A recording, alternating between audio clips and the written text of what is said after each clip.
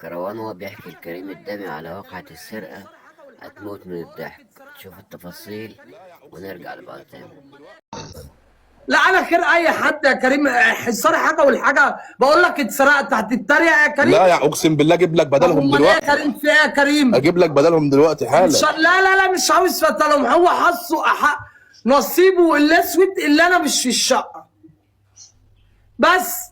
فانا لو في الشقه واقسم بالله وحياه تيني كان كاتبه ليا واحده.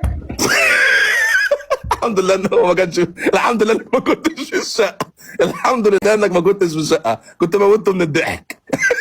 سلام يا كريم، سلام. خد خلاص، خد سلام يا كريم والله خلاص ايه يا خلاص. عم بتضحك؟ انا ما انت يا ابني برضه البتاع عمل ما انت بصراحه يعني لا بقيت عصبي جدا. اهدى.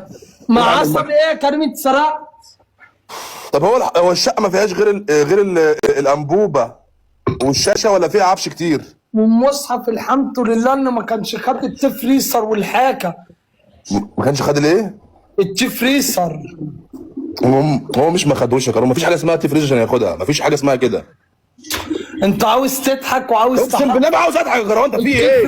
الفريسر. لا تقيل ما يعرفش يشيله. ما الحاجه يا باشا متاخده من باب الشقه مفتوح. ساعة استجابه.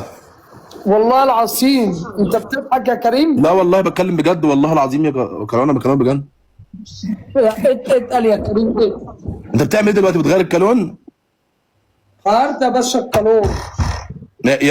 طب هو الكالون القديم مفتاحه يا عاصمه يا حبيب قلبي، مفتاحه كان مع حد؟ ايه؟ الكالون لا يا القديم باشا ما خدش مع حد يا باشا.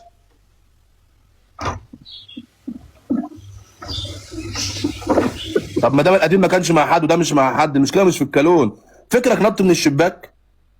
لا يا كريم انا حقي باخده يا كريم اقسم بالله. القانون كله بالقانون. والله والمصحف يا كريم ما هحل. والله العظيم انا ما بس انا خد في بالك على قد ما بضحك وبحصر، بس الكت معاه والحصار التاني كنت بحط اكل الكلاب الفراخ الميته في الثلاجه. حد كان عارف ان انت الصبح جيت ومشيت؟ هل وانت خارج من الشقه يا باشا يا باشا انا نازل القسط دلوقتي بمهندسين واقسم بالله اعمل محضر.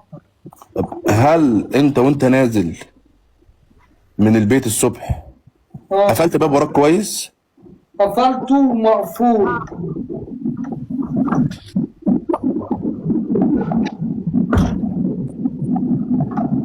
خير ان شاء الله، خير يا شادي، يا روح قلب اخوك. راكب الكالون صح يا عم ركبته صح حبيبي يابا.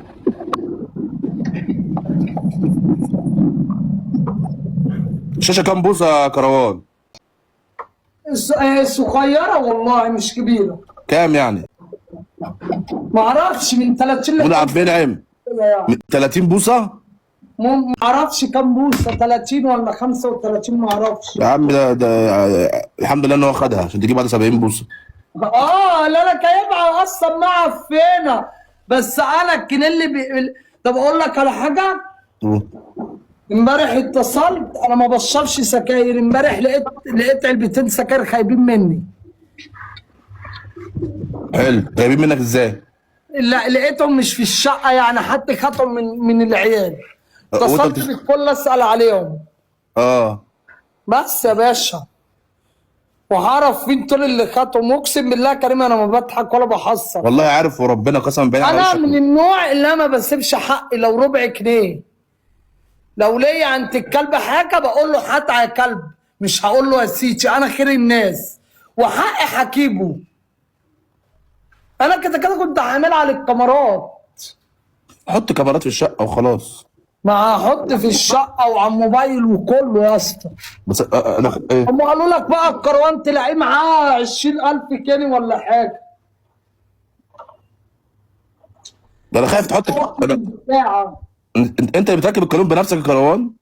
ايه يا عم بقول لك اخوك ابن الشارع والحمد لله فحمان يا كريم، عيب عليك.